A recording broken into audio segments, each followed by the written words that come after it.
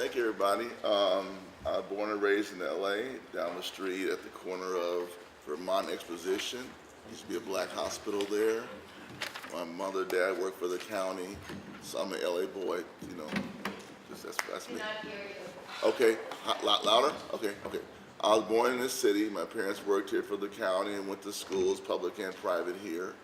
I want to start by asking you please to give the thanks to Yvette Filarca in the Bay Area. She's an activist who's being targeted by Berkeley Unified School District and the police for firing.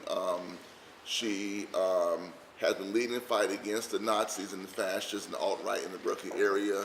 I encourage you please to support her case. Look on the web, the internet, and find out what's going on with her. She needs your support. Okay, we mentioned earlier about people being fired on top of the salary scale. That's happened to me here in this city less than 2 years ago. They gave rid of me at a charter school. Don't take it the wrong way. They hired a white girl, 30 years younger, pay her less money. December, I'm gone. January, she's here. They gave me a bankrupt, what do they call those things? We're going to evaluate your performance. Within 30 days, there are no meetings, and I'm just gone. Bye.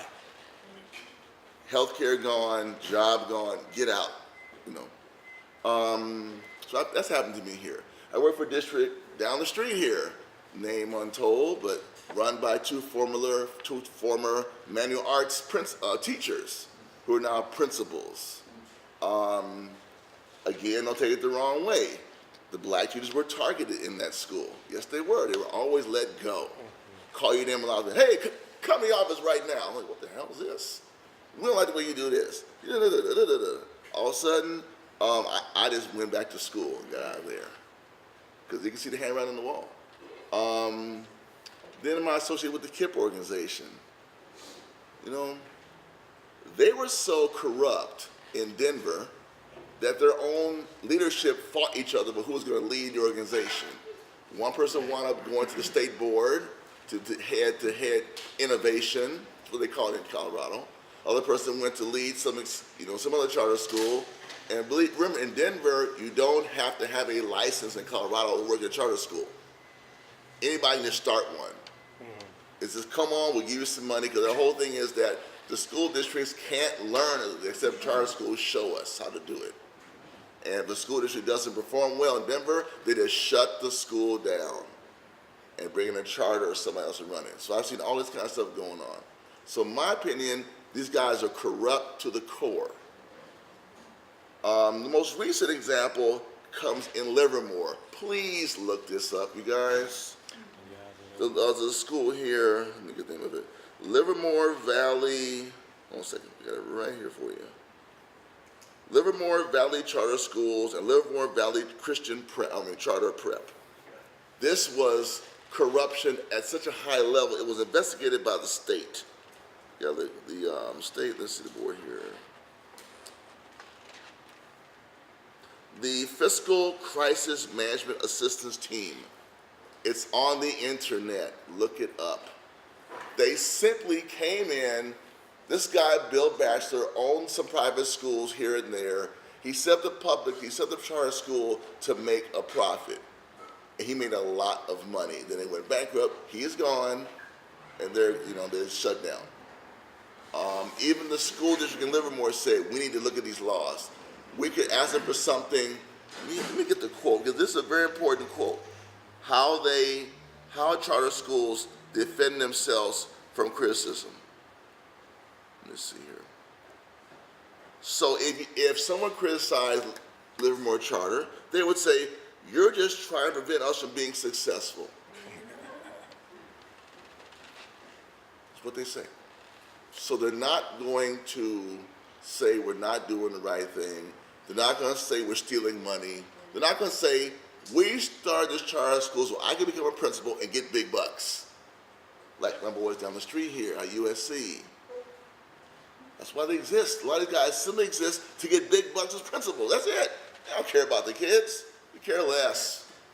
The school in Westchester I worked at, this was a disgrace. We had no air conditioning. We were sweating every day teaching. like sweating, literally. One teacher went and bought an air conditioning unit for her own unit. Her dad bought it for her. So she had air, and we didn't. They didn't care about us being hot. They really did not give a damn. They were there because I want to be a principal. I want to make $100,000 a year, and I'm gonna tell you what to do. So they couldn't even go out to Fry's or Sears and buy air conditioning in that unit where we were. It was just ridiculous. And true, many of the teachers are very young. They don't have the experience of being in the workforce, let alone teaching. Let alone just being in the workforce, knowing how bosses pit younger against older, that kind of thing. So they're very slick. They're very, very, very manipulative. So I would challenge anybody. I was taken in by them. I was even on the board of a charter school in Denver, Uhuru School for Authentic Learning. I was on the board that set the school up. And the school district heard Uhuru, said, uh-oh, that sounds militant. No, they did. They bought off our principal. They bought off Yvonne Khrushchev, bought him off, and now he works for DPS at Maxwell School. Because they didn't want none Uhuru in Denver. Oh, no, that's down too militant. I make some black man. Oh, no. Can't have that. And that was a charter school. So they couldn't stand the militants. So I just tell people go there because they think it's better. I've seen kids who go from charter to charter because the charter says, you know what, your son or daughter just isn't working out here.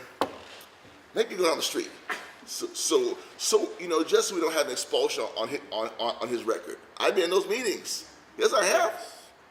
Sure, okay, no problem, thank you. They sign him out and he goes down the street. They go from school to school to school to school to school. It's terrible for the kids. It's bad for the kids, It's just, if they existed to try some new ideas, let's try this idea out here. Let's roll out inside a public school. That's one thing. That's not why they exist. They exist on KIPP. Let me give you an example of KIPP. I was in KIPP in Denver, and we had a meeting. We had a co-location at a school in West Denver, and because it's co-location, you have to talk about fire drills, right? Lockdowns, all the teachers in the building, right? Right. You can't just have one school at one window. Everybody got to have a meeting. So, we had a meeting once, and the Denver Teachers Association was passing one petition. We'd like to talk about the union. Man, the next day, they let us know, if you ever talk about union again, you're going to be fired on the spot. Yes, they did. KIPP, Denver Collegiate High School did that. And Rebecca Holmes, who was the principal then, is now serving in the state board, the state school district in Denver. Some big old nice job. So they'll threaten you. Trust me. These KIPP schools. When I was working down the street here, this unnamed charter school, one day there was somebody doing a petition outside the parking lot. So I stopped, see what they wanted. Okay, I can't help you. The second I got in the building, who was that? What did they want? What did you say to them? They were closely watching with binoculars. This happens. So, you can't trust these people. They really want no organizing. It's really sad that people get conned into believing that these are better places, because really, I'm telling you, they're not. And if they teach the test, they're going to have higher test scores, of course. But a lot of corruption been going on. I really can talk a lot about it. I've seen enough in different states to tell you it's about a bunch of crooks getting together to steal money in the name of education.